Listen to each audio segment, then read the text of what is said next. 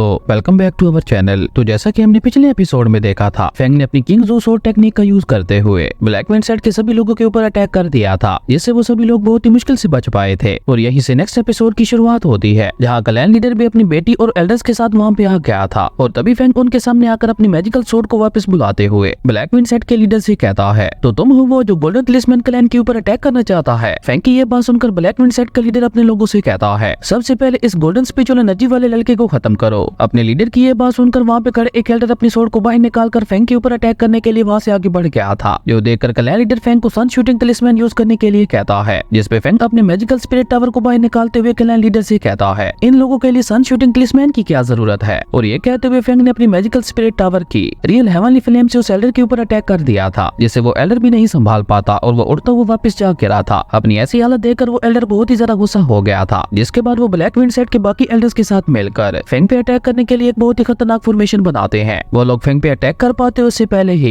Feng ने भी दोबारा अपनी किंग ज़ू फॉर्मेशन का यूज करते हुए मल्टीपल स्पिरिचुअल स्वॉर्ड्स की मदद से उन सभी के ऊपर अटैक कर दिया था। और जैसे ही फेंग का ये अटैक जाकर उन तीनों को लगता है, वहाँ पे बहुत ही ज्यादा पावरफुल शॉक वेव्स निकलने लगी थी, जो देखकर हाल मास्टर ज़ेंग भी बहुत ज्यादा हैरान हो गया था। और वो हैरान होते हुए कहता है, मैंने ये नहीं सोचा था कि इस छोटे से गोल्डन टलिस्मैन क्लैन के पास एक इतना ज्यादा पावरफुल कल्टिवेटर होगा। और तभी फेंग अपनी स्वॉर्ड से एक बहुत ही ज्यादा पावरफुल अटैक उन तीनों के ऊपर कर देता है, जिसे अब की बार वो तीनों भी नहीं संभाल पाए थे। और फेंग के इस अटैक की वजह से वो तीनों उड़ते हुए नीचे आ गिरे थे और उनकी हालत बहुत ही ज्यादा खराब हो गई थी। ये देखकर ब्लैक विंड सेट के क्लैन लीडर को बहुत ही ज्यादा गुस्सा आता है और उसने आगे बढ़ते हुए काफी अग्रेसिवली फेंग के ऊपर अपने मैजिकल वेपन की मदद से अटैक कर दिया था, जिसे फेंग ने भी अपनी फायरी मैजिकल वेपन का यूज करते हुए बहुत ही आसानी से रोक लिया था। और उसी के साथ फेंग के अटैक के प्रेशर की वजह से वो लीडर भी थोड़ा पीछे खिसक गया था। और इस मौके का फायदा उठाकर फेंग आगे बढ़ते हुए उस लीडर को एक मार देता है, जिसकी वजह से अब वो लीडर और भी ज्यादा गुस्सा हो गया था। लेकिन फेंग तो फेंग था, वो उल्टा उसका मजाक उड़ाते हुए कहता है, क्या तुम्हें बस इतना ही दम था। फेंग की ये बात सुनकर वो लीडर गुस्से से अपनी फुल पावर का यूज करते हुए वहाँ पे अपने स्पिरिट बीस्ट को समन करता है। और उसी के साथ उसने अपने स्पिरिट बीस्ट के भी 3 क्लोन बना लिए थे और उन तीनों स्पिरिट बीस्ट ने आगे बढ़ते हुए एक साथ मिलकर फेंग के ऊपर अटैक कर दिया था। लेकिन फेंग भी काफी तेजी से मूव करता हुआ उन तीनों के अटैक से बहुत ही आसानी से बचने लगा था। और इस मौके का फायदा उठाते हुए उस लीडर ने पीछे से फेंग को मारने के लिए उसके ऊपर एक बहुत ही ज्यादा पावरफुल अटैक कर दिया था, जिसका एहसास फेंग को भी हो गया था। इसलिए फेंग ने अपने मैजिकल स्पिरिट टावर से उसके ऊपर अटैक कर दिया था। और फेंग की हेवनली फ्लेम को देखकर वो लीडर हैरान होते हुए फेंग से कहता है, तुमने इस हेवनली फ्लेम को अपने मैजिकल वेपन के साथ कैसे मर्ज कर लिया। आखिर कौन हो तुम और कहां से आए हो।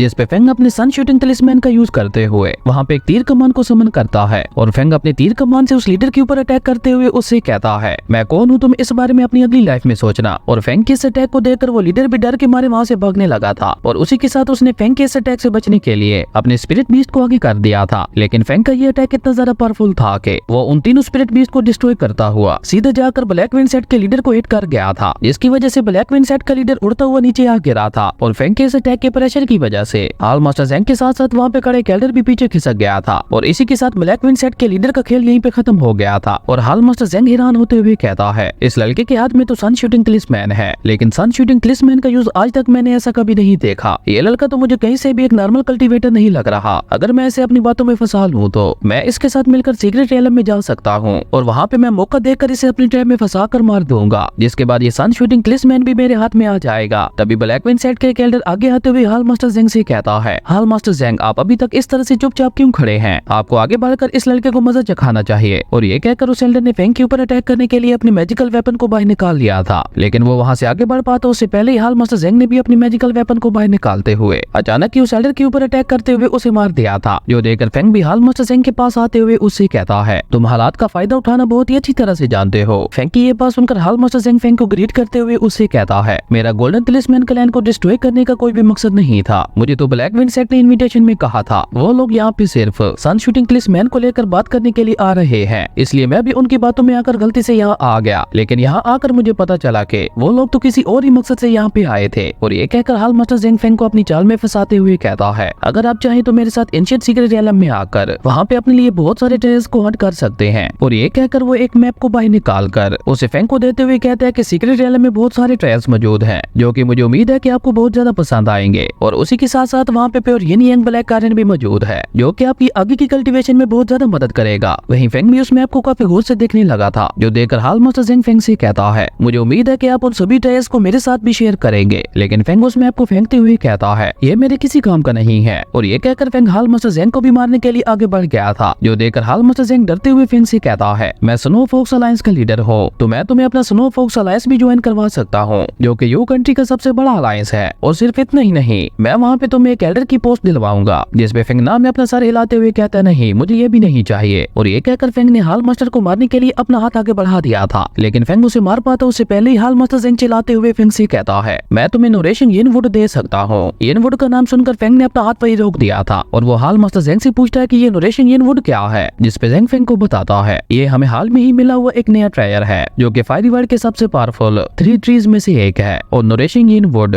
न सिर्फ किसी के सोल को नोरिश करता है, बल्कि उसी के साथ साथ इसकी मदद से स्पिरिट और फाउंडेशन को भी बिल्ड किया जा सकता है। और अगर तुम्हें वो येनवुड चाहिए तो मैं अपने क्लैन लीडर से उसे तुम्हें देने के लिए रिक्वेस्ट कर सकता हूँ। और मुझे लगता है तुम्हें वो येनवुड नहीं गंवाना चाहिए, क्योंकि वो किसी के लिए भी एक बहुत बड़ी अपॉर्चुनिटी है। नोरिशिंग येनवुड का नाम सुनकर मीरू भी बाहर आते हुए फेंग से कहती है, फेंग भले अभी तुम की गैदरिंग स्टेज पे हो, लेकिन उस येनवुड के अंदर बहुत ज्यादा स्पिरिचुअल एनर्जी मौजूद है, जिसकी मदद से तुम अपनी फाउंडेशन को बिल्ड करने के लिए एक पिल बना सकते हो। पर तुम्हारा की गैदरिंग स्टेज भी बाकी नॉर्मल कल्टीवेटर से बहुत ज्यादा पावरफुल है, और इसीलिए तुम्हें अपनी फाउंडेशन को बिल्ड करने में बहुत ज्यादा प्रॉब्लम हो रही है, क्योंकि तुम्हारे की गैदरिंग स्टेज और फाउंडेशन बिल्डिंग रियलम के बीच का गैप बहुत ज्यादा बड़ा है। पर अगर तुम उस नोरिशिंग येनवुड को हासिल कर लो तो मुझे उम्मीद है वो येनवुड इस गैप को खत्म कर देगा और तुम बहुत ही आसानी से फाउंडेशन बिल्डिंग रियलम में ब्रेक थ्रू कर जाओगे। मीरू की ये बात सुनकर फेंग भी बहुत ज्यादा खुश हो गया था। और तभी हाल मास्टर जेंग फेंग के पास आते हुए कहता है, तो तुमने क्या सोचा? जिसपे फेंग उससे कहता है कि ठीक है, मुझे उस नोरिशिंग येनवुड का एक टुकड़ा चाहिए। फेंग की ये बात सुनकर हाल मास्टर जेंग अपने मन में कहता है, अगर ये चाहता तो